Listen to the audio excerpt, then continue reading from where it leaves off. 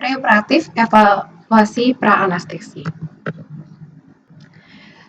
Tujuan evaluasi pra-anestesi. Ada beberapa tujuan yang harus kita ketahui, di antara lainnya adalah yang pertama, untuk mengetahui status fisik pasien preoperatif. Kedua, mengetahui dan menganalisis jenis operasi. Ketiga, memilih jenis atau teknik anestesi yang sesuai dengan pasien.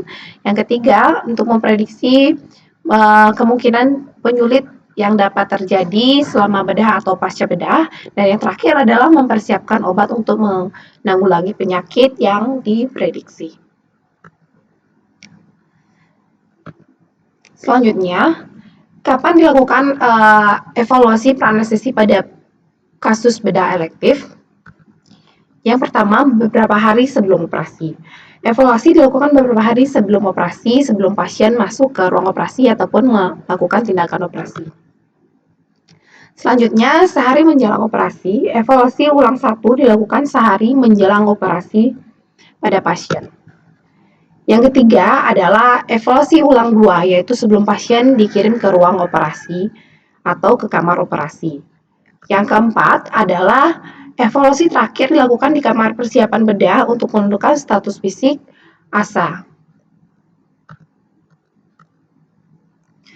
Penting untuk kita mengetahui atau kita lakukan yang pertama adalah yaitu menganamnesis pasien.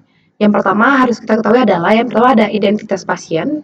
Yang kedua, anamnesis khusus yang berkaitan dengan penyakit bedah atau yang akan dilakukan tindakan bedah yang memungkinkan dapat menimbulkan gangguan fungsi organ pasien.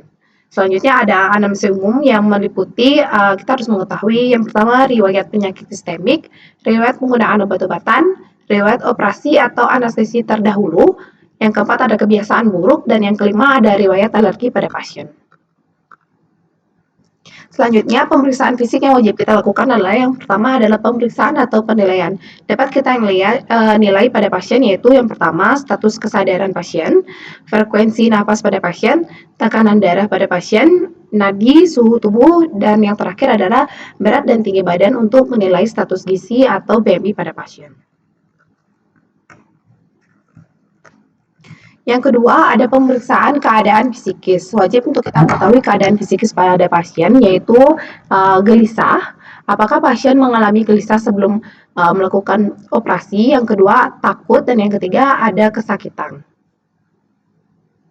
Lalu ketiga, pemeriksaan yang wajib juga kita lakukan adalah pemeriksaan keadaan gigi atau gelisi atau adanya gigi palsu, gigi goyah, gigi menonjol, dan lain sebagainya. Itu agar tindakan buka mulut dan penilaian lidah. Hal ini penting untuk diketahui apakah akan ada penyulit tindakan pada saat melakukan laryngoskopi intubasi. Yang terakhir adalah pemeriksaan fisik umum secara sistematik untuk semua sistem organ pada tubuh pasien.